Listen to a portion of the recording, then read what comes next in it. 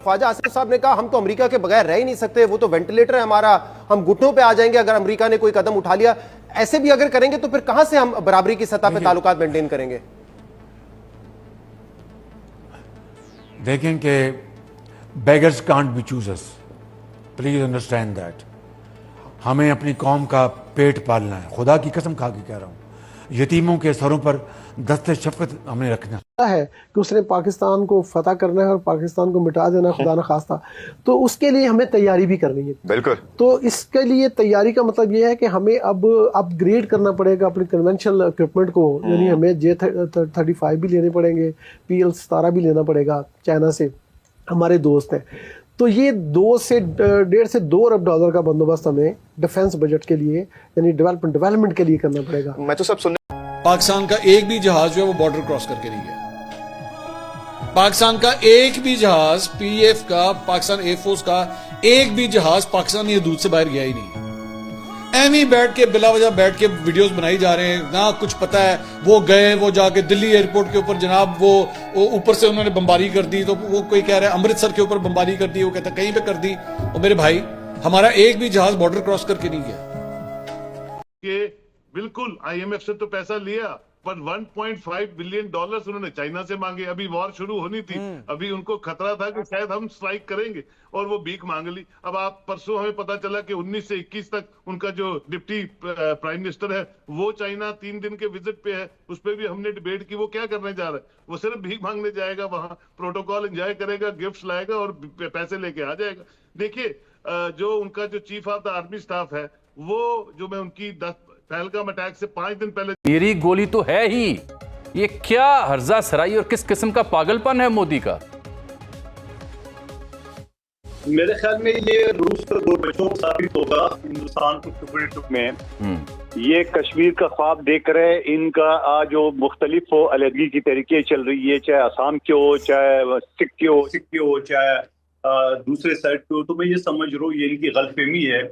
और वो पश्तो में खटक साहब बैठे हुए पश्तो में कहते हैं गज दा मैदान।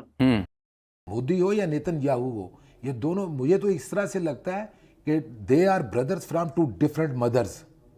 एक ही तरह का एजेंडा है। जहां पर कोई इंसान देखते हैं और अगर वो मुसलमान है तो क्या ही बात है, मार दो, खत्म कर दो, बस्तियां ताराज।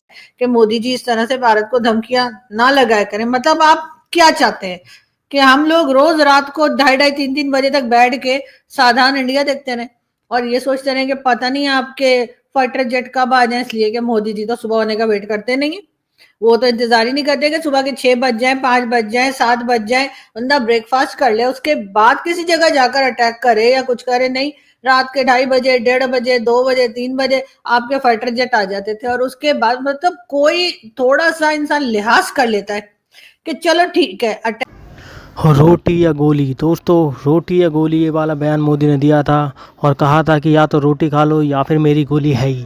तो दोस्तों इसको लेकर अब पाकिस्तान के नवाज़ शरीफ जो है दोस्तों घुटनों पर आ गए हैं और दोस्तों बात कर रहे हैं अपनी आवाम को कि हमें तो अपनी आवाम को रोटियां देनी है भाई, हमको भूखमरी से बचना है भाई, पब्लिक को बचाना है। इस तरीके की बातें कर रहे हैं भाई वो, क्योंकि बयान जो दिया था कि भाई रोटी के ऊपर, तो रोटी के ऊपर दोस्तों इस तरीके का बयान आया है निकल कर पाकिस्तान के PM का।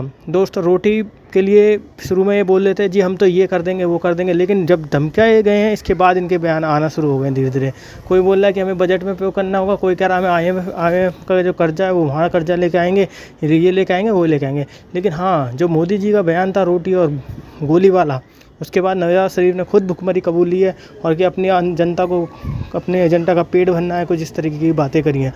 दोस्तों आगे देखते हैं इनका वीडियो में रिएक्शन क्या रहा है। कि हम लोग रोज रात को 2:30, 3 बजे तक बैठ के साधारण इंडिया देखते रहे और ये सोचते रहे कि पता नहीं आपके फाइटर जेट कब आ जाए, इसलिए कि मोदी जी तो सुबह होने का वेट करते नहीं।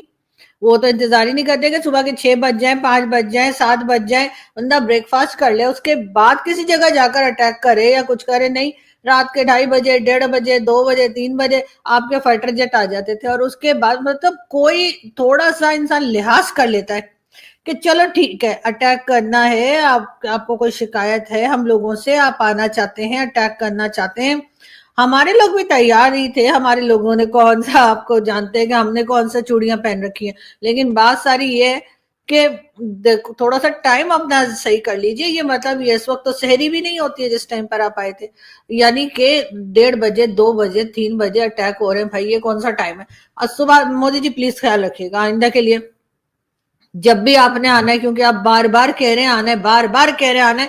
और अगर कोई कहते हैं ना कि अगर कोई बार बार एक ही बात को रिपीट करे ना तो फिर वो काम तो वो करके ही छोड़ता है। तो अगर आपने दोबारा आना है तो भाई टाइम वगैरह सही कर लिएगा। हमारे लोग जो है ना, हम तो 5-6 बजे तैयार हो जाते हैं, उसके बाद जो है वो पूरा दिन जो काम हो कर लिया करते हैं। तो इसलिए आप लोगों ने भी अगर दोबारा अटैक करने का सोच रखा है तो जी सुबह 5-6 बजे तक ही कीजिएगा, इसलिए कि रात ऊपर वाले ने सोने के लिए बनाई है। हर रिलीजन में कहा गया है कि रात को पुरुष को सो जाना चाहिए, और आप तो पुरुष ही नहीं है, महापुरुष है, महापुरुष है, ये तो आप जानते ही हैं। तो मोदी जी क्यों इस तरह की बातें कर रहे हैं? और वैसे भी हमारे साथ हम आपको साफ साफ बता रहे हैं कि कुछ इन्वेस्टमेंट कर दीजिए पाकिस्तान के अंदर, जैसे चाइना ने किया है, जैसे और कंट्रीज करती हैं ना, 2-4 कंट्रीज और हैं ना जो इन्वेस्टमेंट करती हैं पाकिस्तान में, वो आप भी कर दीजिए। उसके बाद हम कश्मीर का के भी नहीं बोलेंगे, फिर आप देखिएगा हम कश्मीर कैसे कहते हैं।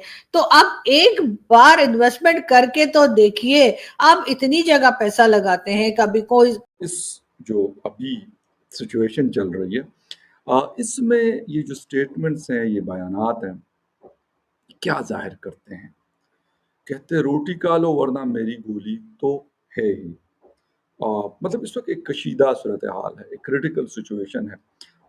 इसमें इंडियन प्राइम मिनिस्टर के जो इस तरह के बयानात हैं वो क्या जाहिर कर रहे हैं, थोड़ा सा इस पे आज बात करने की कोशिश करेंगे। पाकिस्तान ने इस स्टेटमेंट को गैर जिम्मेदाराना कहा है। पाकिस्तान का जो फॉरेन ऑफिस है उन्होंने बाकायदा इस हवाले से एक प्रेस रिलीज जारी की है और उसमें उन्होंने यूनाइटेड नेशन को भी मुखातिब किया है और कहा है कि इस तरह के बयानात जो हैं उससे गुरेज किया जाए। गुजरात के अंदर कोई शायद पॉलिटिकल रैली थी जहाँ पे वो एड्रेस कर रहे थे और वहाँ पर उन्होंने ये बात की।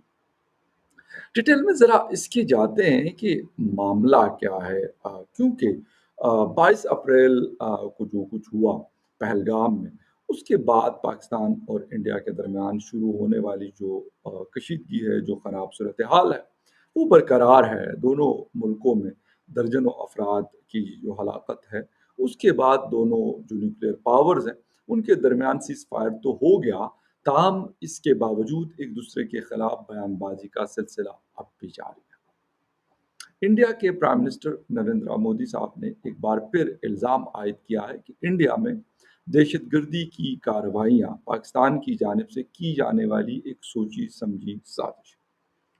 रियासत गुजरात के अपने दौरे के दूसरे दिन गांधीनगर में पार्टी कारकुनों से खिताब के दौरान उन्होंने इंडिया के ज़ेर इंतज़ाम कश्मीर के इलाके पहलगाम में अस्करियत पसंदों के हमले और उस दोस्तों जैसा आपने वीडियो में देखा किस प्रकार से इनकी जो मोदी ने जी ने जो इन्हें धमकाया है, तो दोस्तों कैसे इनकी जो एक्सपर्ट हैं बोल रहे हैं कि भाई ऐसे मत करो, मतलब धमका रहे हैं हमें रोज़ रोज़, इस तरीके से डरे बैठे हैं दोस्तों। और जैसे कि आपने एक चीज़ और देखी होगी, इनके जो पीएम है उन्होंने कहा कि हमें अपनी जनता का पेट भरना है, यानी कि जनता का पेट भरना यानी रोटी की ज़रूरत पड़ गई है। तो दोस्तों इसी तरीके की बातें हो रही हैं पाकिस्तान की मीडिया में, यही सब चल रहा है। तो दोस्तों अगर वीडियो अच्छा लगा तो दोस्तों वीडियो को लाइक ज़रूर करें, चैनल को सब्सक्राइब करना बिल्कुल ना भूलें।